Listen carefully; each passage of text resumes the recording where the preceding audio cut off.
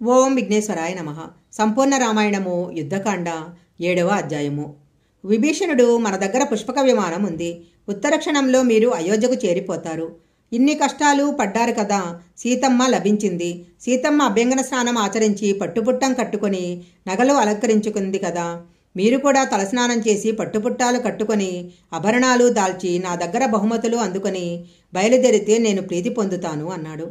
అప్పుడు రాముడు, నా తమ్ముడైన భరతుడు అక్కడ జటలు పెంచుకొని మట్టిపట్టిన వస్త్రం కట్టుకొని నా పాదుకలను సింహాసనం మీద పెట్టి నన్ను చూడాలని శోకిస్తూ రాజ్యం చేస్తున్నాడు. ఆ భరతుడు స్నానం చేయకముందు నేను స్నానం చెయ్యనా? భరతుడు పట్టుపుట్టం కట్టుకోకముందు నేను కట్టుకోనా? భరతుడు ఆభరణాలు పెట్టుకోకముందు నేను పెట్టుకోనా? నాకు తొందరగా భరతుడిని చూడాలని ఉంది అన్నాడు. విభీషణుడు వెంటనే పుష్పక విమానం ఏర్పాటు చేశాడు. రాముడు ఆ విమానాన్ని అధిరోహించాక, మీరందరూ నా కోసం చాలా కష్టపడ్డారు.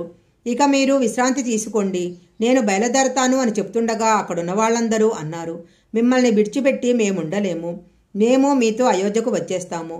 మేము అక్కడ ఎక్కువ రోజులుండి మిమ్మల్ని ఇబ్బంది పెట్టము. మిమ్మల్ని కన్న కౌసల్యను ఒకసారి చూడాలని ఉంది. మీరు పట్టాభిషిక్తులై సింహాసనం మీద కూర్చుంటే చూడాలని ఉంది అన్నారు. విశాల హృదయుడైన రాముడు సరే అనేసరికి అక్కడున్న వాళ్ళందరూ పుష్పక విమానంలోకి గబగబా ఎక్కేశారు. తరువాత ఆ విమానము ఆకాశంలోకి ఎగిరిపోయింది. అప్పుడు రాముడు సీతమ్మకు ఆ పుష్పక విమానం నుంచి కిందికి చూపిస్తూ, చూశావా, ఇదే నేను రాముడిని పడగొట్టిన ప్రదేశము. ఇదిగో ఇది కుంభకర్ణుడు పడిపోయిన ప్రదేశము. ఇది హనుమ విరూపాక్షుడిని పడగొట్టిన ప్రదేశము. ఆ సముద్రంలో ఉన్న సేతువుని మేము వానరాలతో కలిసి నిర్మించాము. ఇక్కడ మేమందరం కూర్చొని ఈ సముద్రాన్ని ఎలా దాటడం అని అనుకున్నాము. ఇదే కిష్కింద.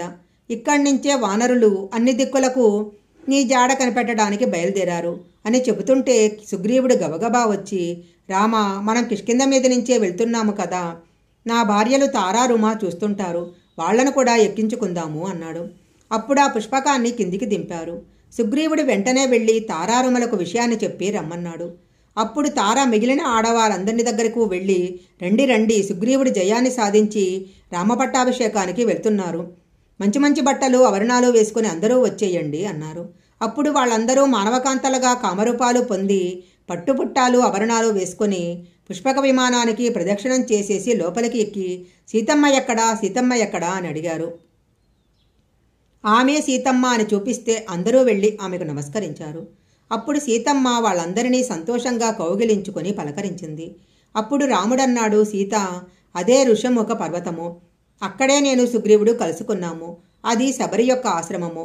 అక్కడ ఉన్న చిక్కటి వనంలోనే కబంధుడిని చంపేశాను. చూశావా సీత, అది మనం ఉన్న పంచవటి ఆశ్రమము. అక్కడే రావణుడు నిన్ను అపహరించాడు అని రాముడు చెప్తుంటే సీతమ్మ గబుక్కున రాముడి చెయ్యి పట్టుకుంది. కొంత దూరం వెళ్ళాక అదే అగస్త్య మహర్షి ఆశ్రమము. అక్కడే అగస్త్యుడు నాకు రావణ సంహారం కోసం ఆశ్రాన్ని ఇచ్చాడు. ఇక్కడ కనపడుతున్నది సుతూషణుడి ఆశ్రమము. ఇక్కడ కనపడుతున్నది చిత్రకూట పర్వతము. ఇక్కడే మనం తిరుగుతూ ఉండేవాళ్ళం అన్నాడు.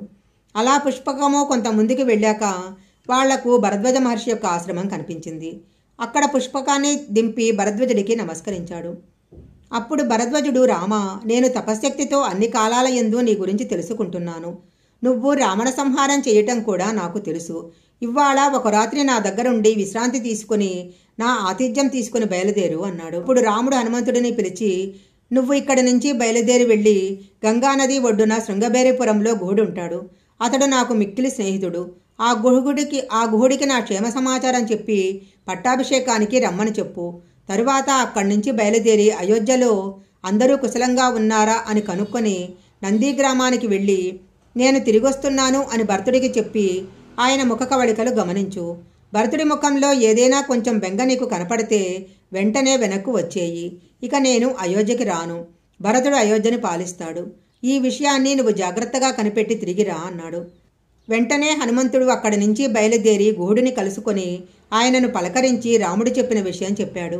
తరువాత అక్కడ నుంచి బయలుదేరి భరతుడిని కలుసుకొని రాముడు పడిన కష్టాలు, సీతాపహరణము, రావణవధ మొదలైన విషయాలన్నీ చెప్పాడు. హనుమంతుడి మాటలు విన్న భరతుడు చాలా సంతోషించాడు. మర్నాడు ఉదయము రాముడు బయలుదేరబోయే ముందు భరద్వాజుడు అన్నాడు, నీ ధర్మానుష్ఠానికి నాకు ప్రీతి కలిగింది రామా. నీకొక వరం ఇస్తాను, ఏదన్నా కోరుకో అన్నాడు. అప్పుడు రాముడు, వానరాలు ఎక్కడ ఉంటాయో అక్కడ ఫలసమృద్ధి ఉండాలని నేను కోరాను. ఇప్పుడు ఇక్కడ నుంచి 3 యోజనాల దూరం వరకు అయోధ్యకు ప్రయాణిస్తాము. ఆ మార్గంలో కూడా చెట్లన్నీ ఫలపుష్పభరితములై తేనెపట్లతో తేనెలు కారుతుండాలి అని అడిగాడు. తరువాత భరద్వాజుడి దగ్గర సెలవు తీసుకుని పెద్ద కోలాహలంతో నందిగ్రామాన్ని రాముడు చేరుకున్నాడు.